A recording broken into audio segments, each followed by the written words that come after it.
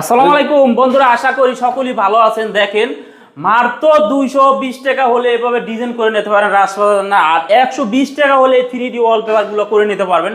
বাংলাদেশের 64 জেলায় services free.